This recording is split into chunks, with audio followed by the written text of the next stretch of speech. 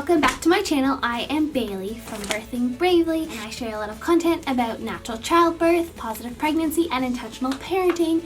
And today, I'm going to share with you my labor and delivery checklist for my birth coach, aka my husband. I am 38 and a half weeks pregnant, so this baby could come at any time. So on our Birthing Bravely episodes, we talk about ways that we can make natural childbirth a smoother transition for both you, your birth coach, and everyone around.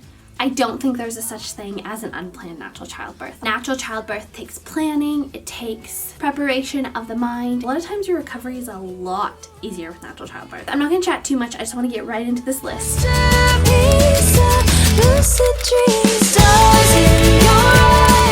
So I have it titled Labor Cheat Sheet for the Best Husband in the World. If I'm in pain, offer soft touch massage, offer to walk the dog together, offer to go out for something to eat, suggest a shower, suggest to put on the hypnosis, so this is like the hypnobirthing track, remind me to do proper breathing from class. I will link a video above all about the breathing techniques that you can utilize when you're in labor. Go over those breathing techniques with your husband or your birth coach so that you're on the same page, because you're not going to remember when you're in labor. You're going to need that person to help you out. Remind me to relax my jaw and remind me to relax my muscles. This is so important. Relaxed and loose jaw really opens everything else up. If I'm stressed, anxious, or fearful. So this was a big thing for me. I did not want to be fearful. I did not want to feel anxious. So I said, talk to me about something to keep my mind off of it. Put on Modern Family reruns. Remind me to breathe well, relax my jaw. Tell me I'm doing a good job. Compliment me. I feel like words of affirmation when you're in labor are so incredibly helpful. You need to be built up. You need to feel like you're doing an incredible job, like you're this beautiful birthing woman. Be sure to make sure I drink lots of water and snacks. So those are just some ideas to think about when you're feeling certain ways. You can remind your partner, because you're not going to be able to ask your partner when you're in labor. Some things may feel right and some things won't, but it's your birth coach's job to know what feels right and to help guide you. If your partner is giving you a massage, make sure he or she starts the massage before the contraction begins. Okay, this next part is when contractions begin. So I have find my eye mask, deep breathing during contractions, read the partner script from hypnobirthing class. So if you guys are interested in seeing the partner script, contact me on Instagram and I will get that to you. Sorry, this is super casual today because I'm cooking dinner and I'm running around and getting ready for this baby, but I want to share this with you. Read my birth affirmations to me. So write this down. Make yourself some birth affirmations. Go ahead and draw pictures, color pictures, write some things that build you up on a piece of paper and hang them in your birthing space or pack them in your hospital bag. They'll make all the difference. Help me time my contractions using the phone app. Charge our cell phones in case we have to transfer to the hospital and pack the chargers and the camera. And call the midwife if my water has broken or if the 411 rule applies. 411 is contractions every 4 minutes lasting a minute long for at least an hour. So when the contractions are lasting a minute long, it's not the build up and the breakdown of the contractions, it's the height of the contractions being a minute long. That was something that I thought. I was like, oh, my contractions are like a minute. The buildup is essentially just getting you ready for the contraction, and the breakdown is the contraction coming to an end. So when you're at that height, that's when you want them to be a minute. If you're not a first-time labor, throw that all out the window. It's totally different, and you could go into labor a lot quicker the second, third, subsequent time. So okay, now it's been confirmed that you're actually in labor. This is real.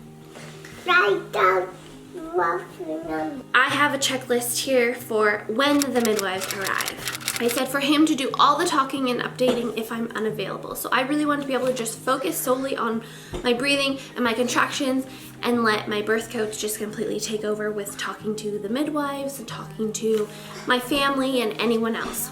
This is the point in which I wanted him to call my immediate family. So call my parents, let them know I'm in labor, that it's been confirmed, and then I put all their phone numbers down just in case so that he would have that. Briefly let everybody know that we are hypnobirthing and we need a quiet, positive and peaceful, stress-free environment. And if it starts to get loud, please remind them. And then if you want someone to take pictures of your birth, write this on the list and say, have this person take pictures or whatever. A lot of times it will be so much nicer to have your birth coach like right there with you and not worrying about taking pictures, but it's whatever you think will feel right for you. Pushing stage has officially begun. You've made it this far. Things to think about in pushing stage. Remind me to try and breathe him out. So this is the J breathing that we practice in our hypnobirthing class, and I have an entire video on it. I will link it above. Do the breathing exercises with me. Sometimes it helps so much for your birth coach to get right in there, be doing it with you so that you're feeling a lot more motivated. Low groan if it seems like something I need. So this was something we talked about in our classes. A lot of times natural birth, if you keep the groaning low and really in a deep pitch, it helps open everything up. You don't want to go into a high pitch. It can make you feel a lot more comfortable if your partner is doing it as well. So I put that on the checklist. And then I said either get in the tub with me and let me sit leaning against you, so like be behind me, or kneel outside the tub and let me hold you while I kneel inside the tub. Okay, so regularly, this is just what you want to happen throughout the duration of the labor. These are some things you can say.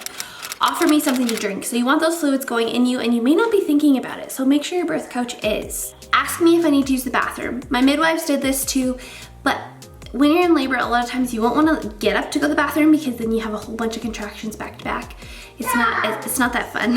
So, but you do need to constantly empty your bladder. So make sure that your partner is reminding you regularly to use the bathroom and helping you walk to the bathroom. I have hug me, stay with me, and stroke my hair. These are things that I knew I wanted. Some of you may not want to be touched. Some of you may not like those things. And then I said, please do not let anyone in and out. So I didn't want people walking in and out of the room and kind of like disrupting the space while I was in that mindset.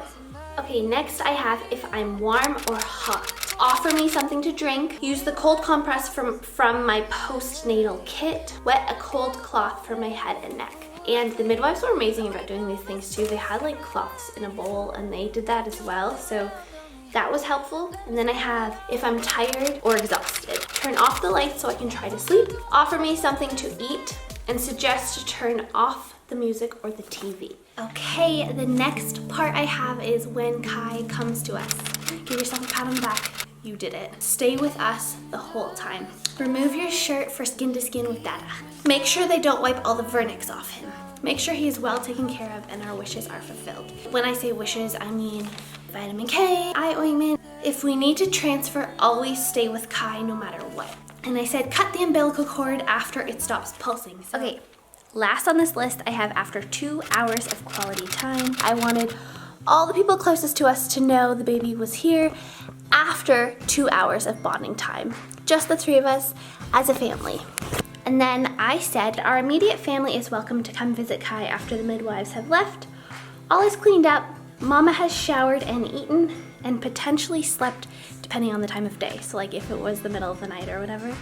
And that's the end of the list. But there will be points in your labor where you don't feel like you can do it on your own. And you'll need your birth coach to help build you up mentally. Even if your birth coach isn't like following it exactly, he can review it beforehand and then be like, okay, yeah, this is what she wants, or oh yeah, that's what we talked about. I hope this inspires you to sit down with your partner and bond. If you're interested in seeing more of my videos, then please subscribe. It means the world to me, and like this one if you enjoyed it, and I will see you in my next one.